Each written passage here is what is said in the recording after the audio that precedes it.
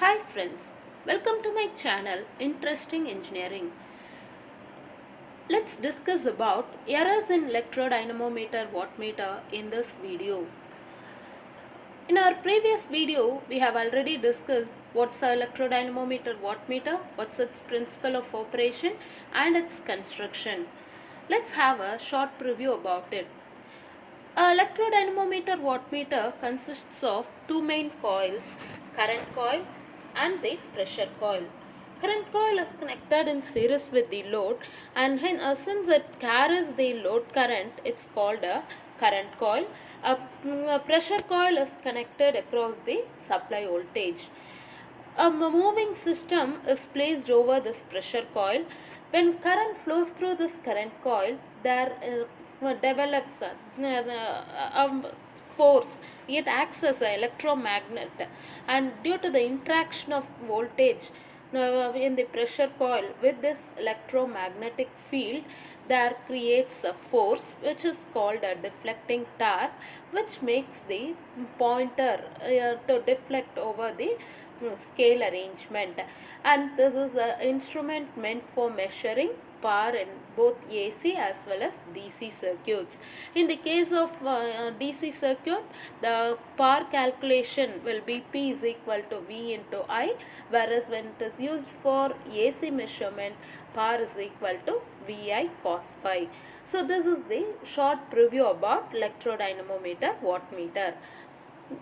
So whenever we go for any instrument, there needs a calibration procedure. Calibration is meant for reducing the error in our measurement. So in any instrument, there is a possibility for various types of errors, various errors to happen in our measurement. So in order to eliminate those errors, we must know what are all the causes of errors in any instrument. In the same way, this electrodynamometer wattmeter also have possibility for various errors in its measurement. So let's discuss about what are all the errors that could occur in a electrodynamometer wattmeter. So some of the sources of errors in this instrument are error due to pressure coil inductance, error due to pressure coil capacitance, error due to mutual inductance, error due to connection, error due to eddy current, stray magnetic field error, temperature error, and error due to vibration of moving parts. So let's discuss about each and every type of error in detail and also how to eliminate those errors in our measurement system. So let's discuss about those things. So the first error that we are going to discuss is about pressure coil inductance. So normally the pressure coil used in this electrodynamometer wattmeter may be either of purely resistive, and in some cases it may be that involves some inductive reactance also. Suppose if this is a purely resistive instrument, if the pressure coil used in this instrument is purely resistive, then the error in such a case will be of the error equation would be TD is equal to IPI cos phi dm by d theta. So this is a torque equation. This is a torque equation in the case of electrodynamometer wattmeter. Suppose if this pressure coil is purely resistive, then there involves this parameter, that is IPI cos phi dm by d theta. Instead of this I, we can replace it by instead of IP, I am going to replace it by V divided by R Rp into K Vi cos phi dm by d theta. So this is our true value. that is nothing but the expected value of power in the case of electrodynamometer wattmeter. That would be Vi by Rp into K cos phi dm by d theta. Suppose if the pressure coil is of inductive type, in such case the current in the pressure coil will lag the voltage by beta. Suppose if the pressure coil is purely resistive, then there won't be any sort of lagging. So there occurs the current in such a case will be in phase with the voltage. So suppose if the pressure coil is inductive, then the current lags voltage by an angle beta. So that we can represent it as this is I, this is B, and the angle between B and I will be phi. If the pressure coil is of inductive type, then the current through the pressure coil lags voltage by an angle beta. So our new phi dash will be phi minus beta. So when we make use of a pressure coil which is of inductive, it will have some inductive reactance. So that due to that inductive reactance, the current in the pressure coil lags the voltage by an angle beta. So that I have represented it by means of this phasor diagram. So the current voltage representation is here. So the current in the pressure coil lags this voltage by an angle beta. So phi dash will be equal to phi minus beta. So phi dash will be equal to phi minus beta. So in such a case, the wattmeter will read a higher value of power compared to the true power. So at that time, the measured power will be equal to Pm is equal to Vi by Zp into K. Since there is an inductive reactance, I have replaced this Rp by means of Zp. Vi by Zp into K cos of phi dash dm by d theta. So this would be our measured power if the pressure coil have inductive reactance. So in such a case, the wattmeter reads a higher value compared to the true value, that is nothing but this value, that is Vi by Rp into K cos phi by dm by d theta. So that creates error in our measurement. So thus the error we can calculate by using the equation error equal to actual reading minus true power. Actual reading is this measured power and true power is nothing but this power. So due to which there occurs error. So that error has to be eliminated when we make use of this electrodynamometer wattmeter for our measurement purpose. So to eliminate such error, we go for a special arrangement. Generally, we have a pressure coil connected in series with the resistor. So this resistance is meant for limiting the current through this pressure coil. So the current through the pressure coil should always be minimized so that it doesn't affect the pressure coil. So in order to have protection for this pressure coil, we have a resistance over here. So that arrangement is shown here. So with that resistance, so to a portion of that resistance, if we connect a capacitance in parallel with this resistance, we can able to compensate the error due to this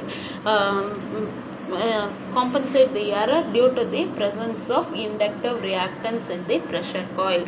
So to totalize our points, we have a pressure coil connected in series with a resistor. So this resistor limits the current through the pressure coil so that the pressure coil can be protected from its from any sort of damage. So Whenever the pressure coil is purely resistive, it will have some true value of measurement, which is nothing but Vi by Rp into K cos phi dm by d theta. Whereas if the pressure coil involves some inductive reactance, so normally we have here resistance. So if the coil will itself will have some resistance represented by small r, and if it has inductive reactance also, then it will be represented by XL. So in total I have replaced it by Z. So Z is nothing but the impedance in the pressure coil. So due to the presence of inductive reactance, in pressure coil, the current in the pressure coil lags the voltage by an angle beta. So the wattmeter reading due to the presence of inductive reactance in the pressure coil will be of higher value compared to the true value. So at that time there creates error. So that error can be calculated using this equation. Error is equal to actual reading minus true power. So we have to compensate for this error by means of some sort of new connection. So for that purpose we place a capacitor in parallel with the portion of the resistor, so that it compensates for the for any losses, any sort of error due to the inductive reactance in the pressure coil. So by means of which we can able to eliminate this sort of error, and this arrangement can be used for frequencies up to 10 kilohertz. So this is about the error in pressure coil inductance. There's also the chance of occurring error due to pressure coil capacitance. So let's see about it. So in pressure coil, the coil is nothing but it's some sort of winding. So due to the presence of winding here, in between each and every turn of the winding, that creates capacitive effect.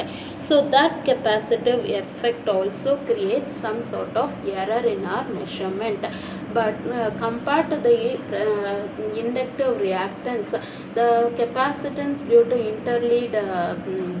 interleads will be of lesser value. So the error due to pressure coil capacitance will be of lesser value. So this can be neglected. Then comes the error due to mutual inductance. So mutual inductance is nothing but whenever there involves presence of two or more coils, then there creates mutual inductance. So due to this mutual inductance also, there creates error in our measurement, and it will be very low for power frequencies measurement. So this error can also be neglected. The error due to mutual inductance will be high only at higher frequencies. So at power frequencies we can even neglect the error due to mutual inductance. Then comes the error due to connection. So here we have two different sorts of arrangement. So based on this arrangement we can have error in our measurement. So this is nothing but M, L, C and V. So we can have two sorts of connection in the pressure coil, MC connection or LC connection. So this connection is nothing but MC connection, that is nothing but M and C is shorted. So this MC connection, in this MC connection the current coil is connected in series with the load and pressure coil is connected across the supply. So due to which the power obtained at the final stage, that is the power obtained at our measurement, will be the summation of power consumed by the load and the power loss in the current coil. And if the load current is very small, the voltage drop in this current coil will also be small. So there creates error in this sort of connection. So this arrangement we can use this for low values of load, we can go for this sort of connection. That is, the MC connection is nothing but, in MC connection the current coil is connected in series and the pressure coil is connected across the supply voltage. So when we connect like this, we have the current to the load is carried by this current coil. So at the final stage, the power obtained using this connection will be the summation of power consumed by the load as well as the power loss in this current coil. So this connection will be suited for low values of load values, small values of load. And then we have one more connection, that is MCLV. This is the second arrangement of pressure coil in wattmeter connection. So in this connection, the current coil, the pressure coil is connected in series with the load here. So the power consumed, the power indicated by this wattmeter will be the summation of power consumed by the load and the power loss in this pressure coil. So this, if the load current is large, the pressure coil current will be very small and compared to the load current, so the power loss will be very less. So this arrangement, we can go for this arrangement for large values of load. This arrangement is suited for large values of load. Then comes the eddy current error. This eddy current error is due to the alternating magnetic field present in the current coil. So this alternating magnetic field, due to the presence of alternating magnetic field, there is a presence of the eddy current develops in this wattmeter, due to which there occurs error. But this is also of smaller values. The error due to eddy current will also be very small in this dynamometer, wattmeter. So we can even neglect this type of error. And then comes the stray magnetic field error. Compared to all other instruments, the magnetic field present in this instrument is of very weak. So this could affect due to very weak magnetic field in this instrument, the external factors can even affect the measurement in this instrument. So this instrument has to be protected or laminated by iron shield, so that the external factors doesn't affect our measurement. Then comes the error due to vibration of magnetic field.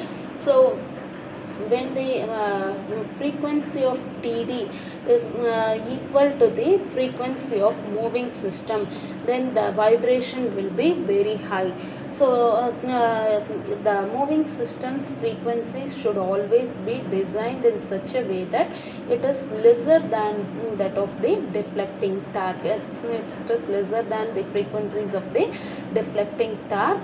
So when we design the frequency of pointer, scale, moving system frequency of lesser value compared to the frequency of the deflecting torque, we can eliminate the error due to this vibration of moving system. The last error will be the temperature error. So in this, if we increase the temperature, there occurs changes in the resistance of spring and the coils. The stiffness of spring also varies. The resistance of the coils will also vary, due to which that creates error in our measurement. So we need to include a standard.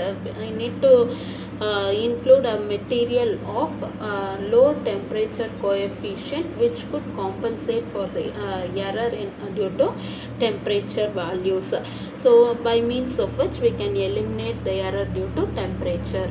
So these are all some of the errors that could cause due to in our electrodynamometer, wattmeter. So by means of providing some sort of compensating arrangements, we can able to eliminate those errors in our measurement.